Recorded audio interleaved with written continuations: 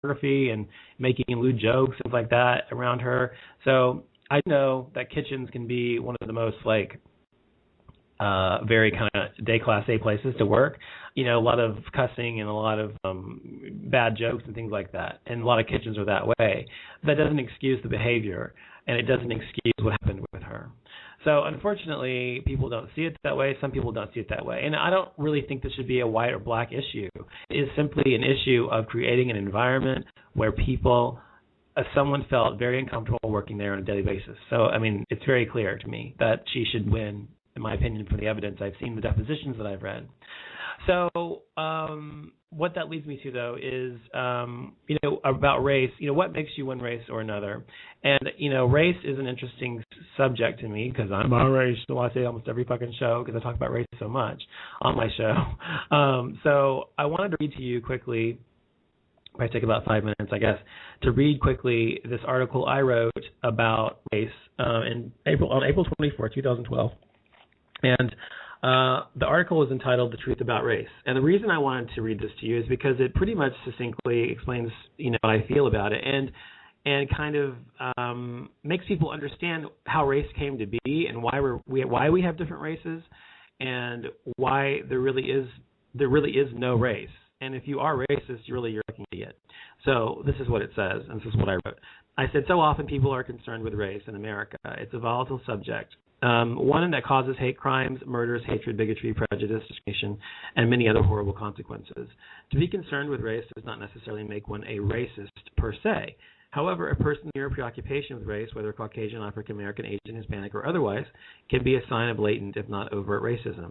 The races have always been seen as different from one another.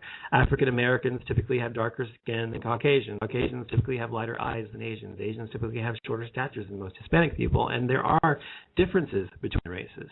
For one to say that the differences do not exist is simply untrue.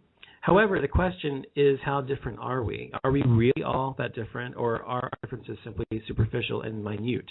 As for race, quote-unquote race, does it even exist outside of your own perception? The fact is that we are all one race, the human race, Homo sapiens. The idea of race in humanity has been created by us, not by genetics or evolution. When we see someone who looks like we do, we feel safe. When we see someone who looks different than we do, we may feel unsafe.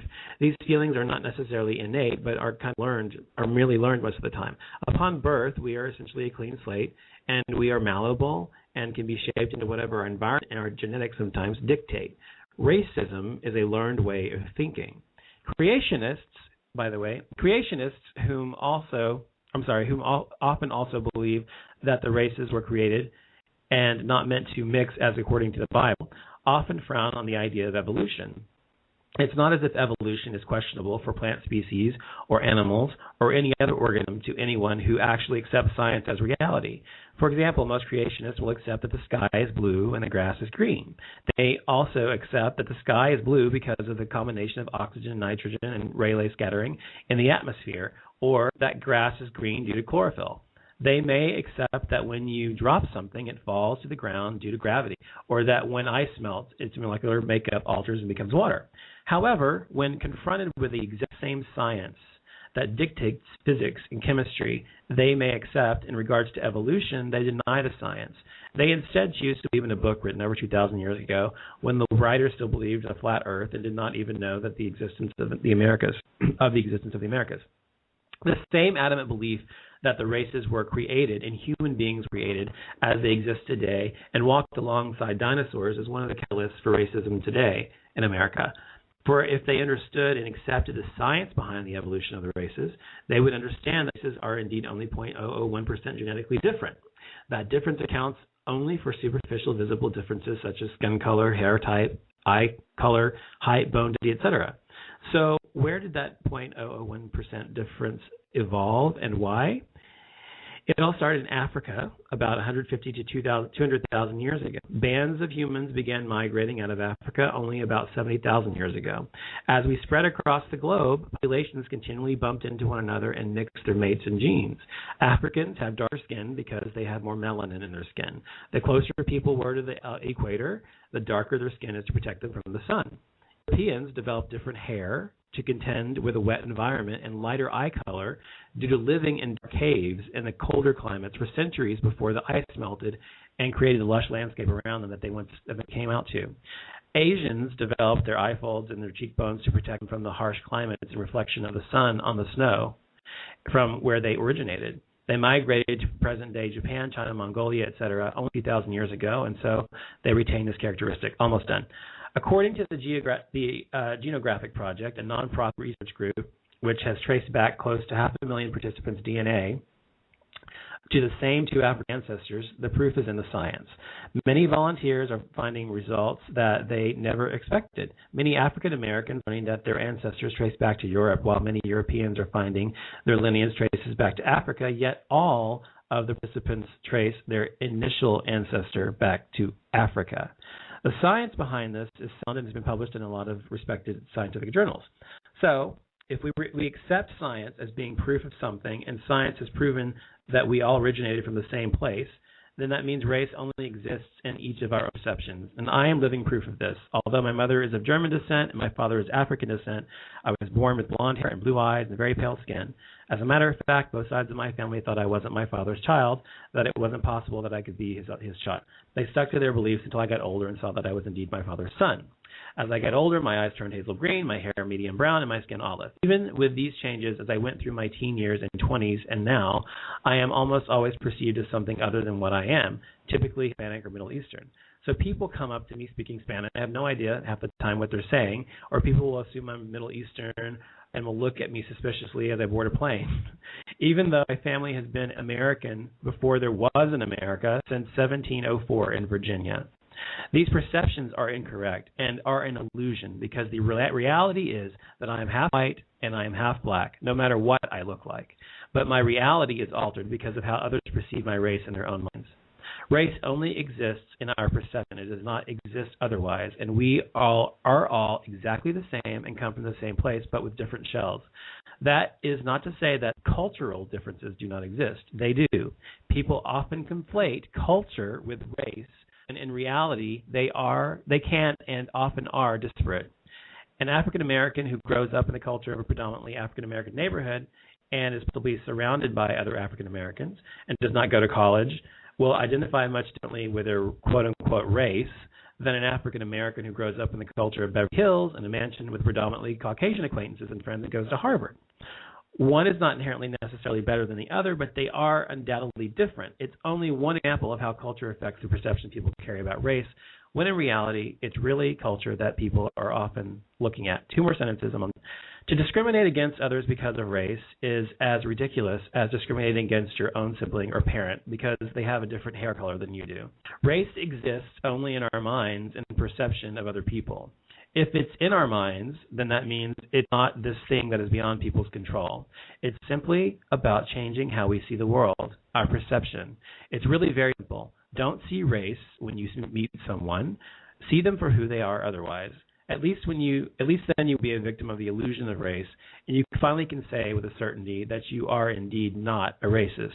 And if you are a racist, hating people for something that doesn't even really exist, then you're an idiot. So that was the article I wrote on April 24th, 2012.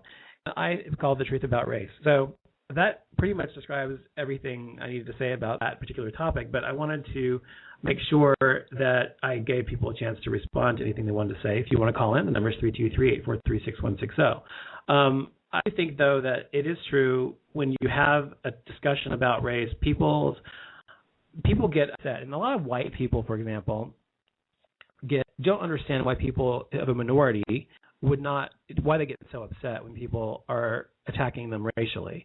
And I think it's because, obviously we know, because a white person doesn't really know discrimination the way a black person, a Hispanic person, an Asian person, a gay person, or a woman sometimes, even just a woman of any kind, may experience in this world. And so a person, meaning a white Anglo-Saxon heterosexual Protestant male, is not going to know what it means to be discriminated against, at least not yet. I'm thinking that things are going to change, and well, I'm not thinking, I know. In 2025, the United States will no longer be a predominantly Caucasian culture or country. It will be predominantly mixed races and minorities. So we will no longer be a country that is quote unquote ruled by one particular race. It will be really the melting pot it was intended to be initially. And so I find, or I think really honestly, truthfully, that the racism that's been experienced in this country by minorities since the beginning of it, before its inception, by the Native Americans, by blacks and slavery and that nature, and everyone, and now really Mexicans coming over from the border, will begin to turn the tables on white people in the future. And I'm not saying it's going to be this huge uproar. I'm just saying that I think white people are afraid of this happening. Well, I don't think it. I know a lot of white people are. And I think it's something that's visceral and deeply ingrained in them to have felt entitled to this country for so long, because they have ruled this country for so long, in terms of race anyway, and been at the top of the heap. But all the presidents have all been white except our current one, and so, which is just another indication of the tide turning in terms of running this country someday. So I understand how that can be fearful for a particular group of people in any kind of situation, and especially when you've been in power for so long. And one particular, if I were a king or something, or a CEO of a major corporation, and I got ousted, I know how I would feel. I would feel, wow, I lost all my power. Now what's going to happen to me? I feel vulnerable now. So that's what is happening with race today in this country. People are feeling vulnerable, and it's understandable, and they have a right to feel vulnerable. But that's how the minorities have felt for 300 years in this country. So now people on the other side of the aisle will begin to understand what it feels like. And so that is and people are afraid of death. And like, I know, what's his name? Not Jewish producer, but what's his name? Jewish producer, what's the guy's name? Mr. Midnight Movie, sorry. Mr. Midnight Movie is always talking on his show about white guilt and all this stuff, whatever. And when I first started listening to his show, a year or so ago, I didn't really listen closely to what he was saying sometimes. I took it at face value, which is shame on me. I should have listened deeper, right? And so I did. And I still find him to be wrong about things, don't get me wrong. I find him to be very wrong. But he's always saying no white guilt, no white guilt, white guilt. Well, yeah, you as a Caucasian person, if you're a white person out there, I don't think you should have guilt over being white. I think you should be proud to be who you are. Be white, be proud of it, be happy about it, whatever. Just as a black person should be happy about it, just as an Hispanic person. Everybody should be happy to be what they are. But to say that one race is at a disadvantage because of another only because they're no longer necessarily going to be in control of everything, or they're losing control or losing power, I think that's what, when I hear Mr. Midnight Movie speak, that's how I feel.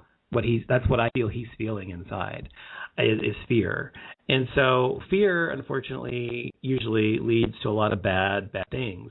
And so we have a lot of people in this country who are very fearful of something or anything that's different than they are, whether they're gay or different races or whatever. Ku Klux Klan people or the Aryan, whatever the fuck they're called, I don't know what the fuck they're called. So, there's always somebody that's got an issue with somebody else. But that's not up to you to solve. And so if people want to feel threatened by another race simply because they're doing well and becoming more on keel with the other races, then that's their own issue. It's not the issue of the race that's doing better than they once were. And look at it this perspective also. Do you really feel like, if we take African Americans, for example, that African Americans, that they really had an equal shot in this country from the very beginning? No. It's obviously, anybody who argues against that is an idiot. Obviously, African Americans did not have an equal shot or equal starting point in this country. And the way I look at it is this. If you are starting a race, right? Let's say you're starting a track race, or like a 1 mile race, or whatever the fuck it's called. I don't know. What's it called when you go around the track? You start at the hurdles or whatever. I don't know. And you go to the other end, and one of them you have to get there first, whatever that's called, because I'm gay and I don't know a lot of sports. Anyway, so whatever that's called, let's say you start at the starting line at the same place, and you both have equal opportunity to reach the end point, right, the finish line, at the same way, because you both have the same opportunity. But if you look at it this way, black people in this country started out way behind. The white people got a really long start. They got a 250 year start above in front of the black people.